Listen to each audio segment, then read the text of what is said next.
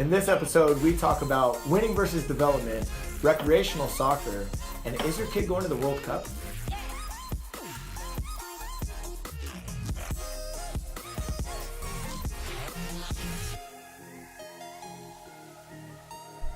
What's up, everybody? My name is Ray Sanders, and this is the first episode of Coach Knows Best. So I'm the director of coaching for a youth soccer club based out of Bakersfield, California. We're called the Central California Aztecs, and I've been the director of coaching now for about 8 years with this club. I've been coaching youth soccer for about 12 years. And over the years, I've gotten some of the same questions time and time again. And so you might be asking, what is it that we're doing? What is Coach Knows Best? It's a cheesy little name, I know, but one day me and Caesar were talking about some of these common questions, and we kind of thought that it'd be a cool idea if we had a little Q&A type of segment that we would be able to put on social media or put on our website for the club to be able to answer some of the questions that we get every single year. And so we definitely fully acknowledge the cheesiness of this. We acknowledge that it's kind of weird or awkward, but at the same time, for all 7 of you that are watching this, we really just want to be able to bring you guys value. We want to be able to answer all of those questions. Any question that you have as it pertains to youth soccer, from development of a 7-year-old to the college recruiting process, anything in between. Ultimately, anything that you guys want to know, we want to be able to answer to the best of our abilities. We want to bring in guests. We want to bring in college coaches. We want to be able to bring in nutritionists. We want to be able to bring in physical trainers. We want to be able to, again, bring value to anybody that is watching this. At the end, we'll probably have something where we'll let you know where it is that you can ask any questions that you have. If you want to email us, if you want to write it in the comments, any questions that you have, we'll try and bring it onto our little show here to be able to answer that. So with that being said, let's rock and roll. What is the difference between recreational and club soccer? So the difference, generally speaking, is kind of self-explanatory. Maybe another way of being able to ask this is the difference between rec soccer and competitive soccer. And so it's not that recreational soccer isn't competitive. I definitely know that it gets kind of crazy out there sometimes. But within the world of rec soccer, you're going to be dealing with people who are all volunteers, meaning the mom and dads are volunteering to be coaches. You have volunteer referees. The board members are volunteers. A lot of this stuff is maybe donated or minimal expenses, and all of that's really good. And the atmosphere is to be able to create, it's be able to introduce kids to youth soccer. It's be able to create an atmosphere of fun, and where fun becomes a overemphasized thing. There are some capable coaches that are within those programs, but in general, there are a lot of people that don't have any type of background as far as soccer goes or minimal background. They took some course online to get a certificate to be able to allow them to be able to coach. And so that's basically the world of recreational soccer. On the flip side, you have competitive soccer, club soccer, where the coaches are certified. They have to go through an actual coaching course. You're going to get a lot more guidance from a club that's going to show you and take you to the right types of tournaments that your child needs to go to in order to be more competitive. The competition they're playing against is going to be more competitive. Playing time isn't guaranteed, although kids should be playing, even though it's club and it's competitive. Sometimes one of the misconceptions is that, this is competitive now, nothing's guaranteed, which is obviously true, but even within club soccer, competitive soccer, kids need to be playing. They need to be stepping onto the field and getting a lot of playing time, so in order for them to develop. But that's exactly what should be happening in that environment. They should be learning and developing and getting better. So there are expectations that are going to be there with competitive soccer. In the recreational world, the expectation is not necessarily to learn. The expectation is primarily to be able to go and enjoy it and have fun and on and on. I would say 99% of the people that are out there that play soccer in the competitive world started in a recreational program. College players, professional players, they all started some type of rec because that's the introduction to soccer. That's where they learned about soccer in the first place. They fell in love with it. They started to enjoy it. But once they started to get to that point where you just couldn't take a ball away from them, they're kicking it all the time in the house, that's probably the time when they should be transitioning into something a little bit more competitive. You see a lot of times in recreational soccer, some player emerges and they've kind of left a lot of their peers behind, and that's when they just need to come into the competitive world where they're going to be challenged based upon their ability levels. So I don't think that one program is necessarily better than the other. I think that what's really important is just understanding the distinction between the two. One is made for fun. One is made for maybe a little bit more competitive atmosphere where the expectations are going to be a little bit higher. It's not that that isn't fun. It's just that what is fun is playing at a higher level and being challenged. And so one of the things that I definitely believe, I have heard this over the years, I've heard people say, well, my kid doesn't need to come to club soccer because if he or she is going to play in college or play in high school or some of these different things, they're going to make it anyways. Talent's talent, they're going to make it anyways. I definitely disagree with that. I think that there is a process that is set up for players to be able to get exposure for colleges, and it's not designed in rec soccer. And so there's always exceptions to every rule. There's an exception, I'm sure. There's some scenario where a kid could play recreationally and have a really good coach because of some dad who has a great experience or really learned, or the mom that really went out there to learn her craft as far as coaching goes. And on the flip side, there's very bad club coaches. So I don't think that in general you're guaranteed to have a bad coach or a bad experience at a certain age within rec, and you're going to have this great experience and everybody in the club world is great. But generally speaking, you're going to find the best coaches, the best programs, the best direction within club soccer. Why is club so expensive? So like I said, within recreational soccer, you're going to end up having a lot of people that are volunteered. The program usually is minimal. It's a 3-month program, a 4-month program. So the expenses definitely stay lower. The uniforms, as an example, are, it's one set. It's not 2 sets. I mean, you could go down the line and do an itemized thing comparing side by side. But in general, club soccer is so expensive just because there's different expenses. First of all, it's usually a 10-month program. The coach, 90% of the time, is a coach that's being paid for their services. All the tournaments are more expensive, and you got to keep in mind that the higher the quality tournament that it is, the more expensive it's going to be.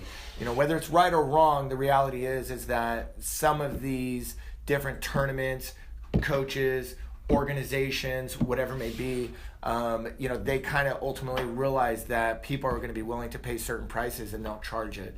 And so I definitely don't think that that's right. I definitely don't look at our particular club as one of those clubs. And really, in general, I don't think that Bakersfield soccer is really like that. But certainly, once you go outside of Bakersfield, some of the prices that I've heard of what some of these club players are paying just for club coaching is pretty shocking. But also keep in mind that club soccer, compared to a lot of other club sports, I know like gymnastics, swimming, baseball, in comparison, it seems that soccer is pretty cheap. Club volleyball, so all of those sports are really expensive. Club soccer definitely adds up, so don't get me wrong. When you go to a college showcase tournament where the college coaches are going to be there, that tournament charges more money. The local community knows that that's a big, heavy weekend. So the hotels all of a sudden become $50 more per night. And, whether that's right or wrong, it's capitalism, God bless America. But at the end of the day, that is what it is. That's the climate. Now, certainly you can find cheaper alternatives. I wouldn't say this as a universal statement, but I do believe for the most part, you're usually getting what it is that you pay for. When you have the volunteer dad that's going to go out there and coach versus the coach that has dedicated his life to coaching education, but he charges for it versus the dad who's kind of doing it on the side, usually the guy who dedicated something towards his craft is probably a little bit better coach, so therefore his fees are justified. Just like we would say if you had a high school degree versus your master's versus your doctorate. So there's those particular components. The organizations that have had more success, a lot of those things cost money. There's resources, that they ultimately utilize, but that also costs money. So this is kind of why it costs so much money. And, unfortunately, I do look at some of the downfalls of soccer in the U.S., and this is just the way that it goes. In other countries, you have the Manchester Uniteds, the Barcelonas, the Ajaxes, that they're funding all of this stuff. But they're also getting the money that's coming from the top. As long as parents are footing the bill for their child's soccer, then this is what's going to continue. And so it is expensive. It's certainly not as expensive as some other programs, but it is more expensive than your normal recreational team. What are some realistic goals that I can have for my kids? So I've had to think long and hard about how it is that I want to answer this question. And one of the main reasons why is because it basically just depends on the spirit behind why you're asking this question.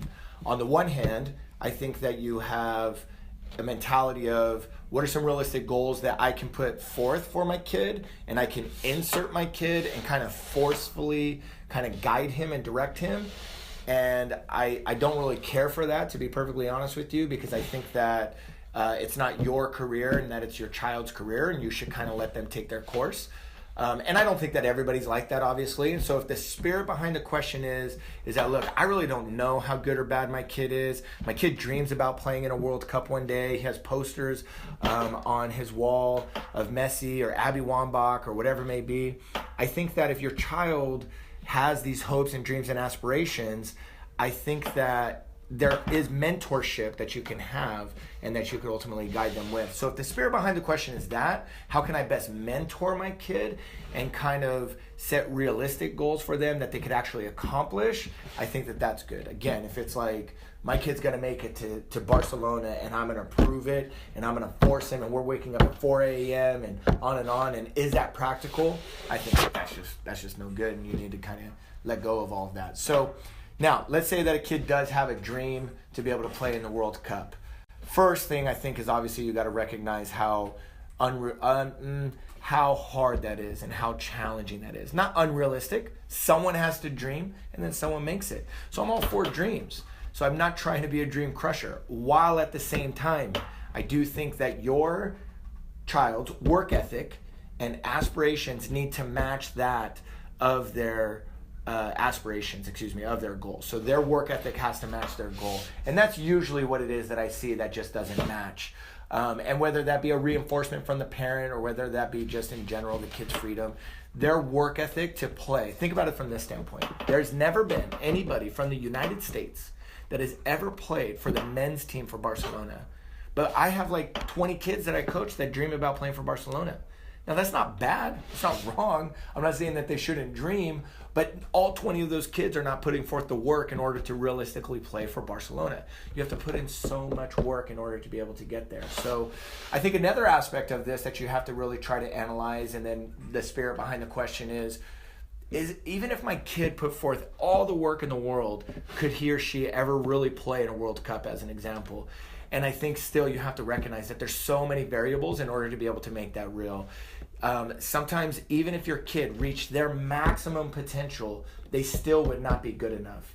And so what I do think is practical is, a kid that has a desire or a dream to be able to play in college, whether it be anywhere from a Division I to Division II, Division III, NAIA junior college, or just making varsity soccer maybe a year earlier or whatever. I think that those are realistic goals that if you put forth the right type of work, you could actually make.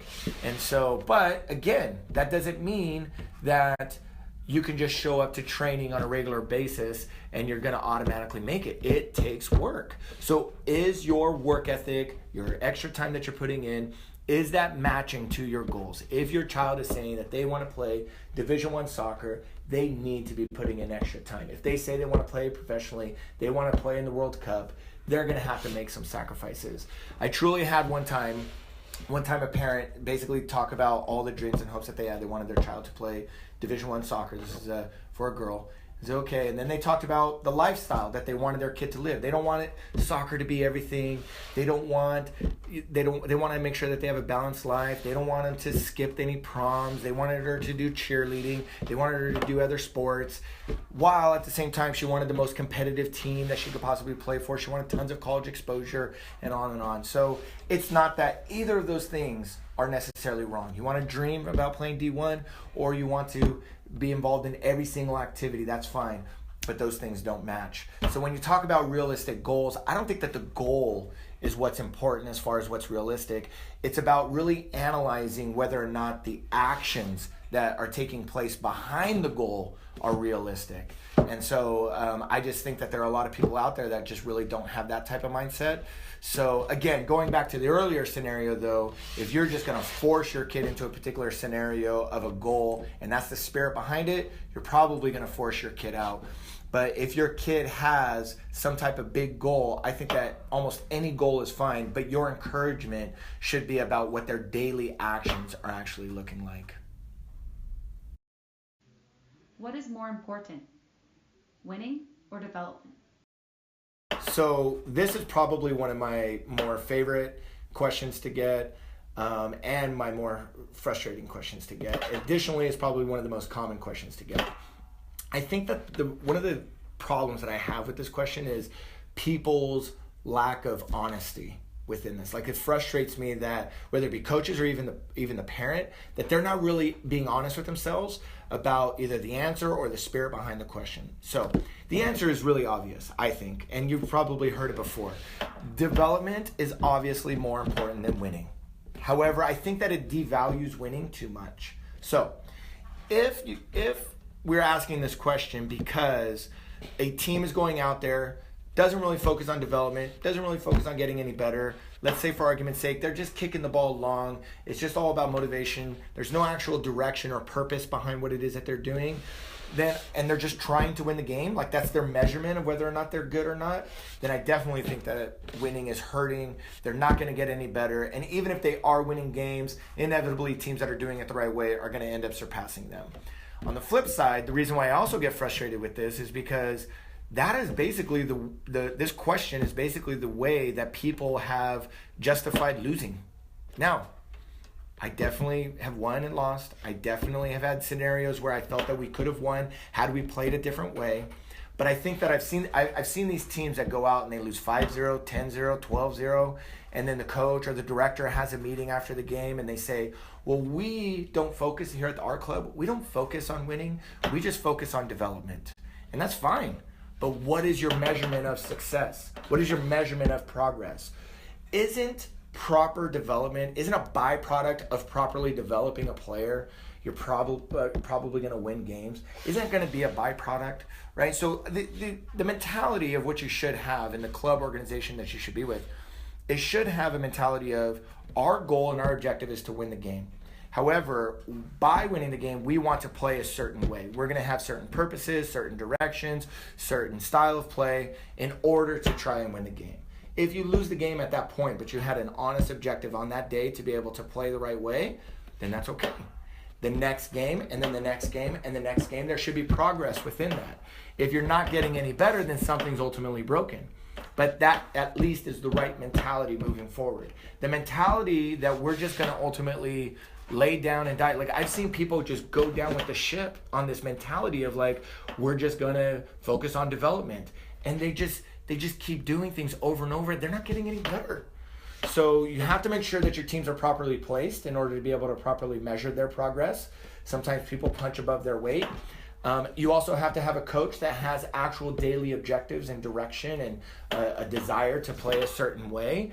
And you need to be winning games from time to time. I don't think that we should winning's important. I just don't think it's an ultimate thing. I just don't think that it's the end all be all.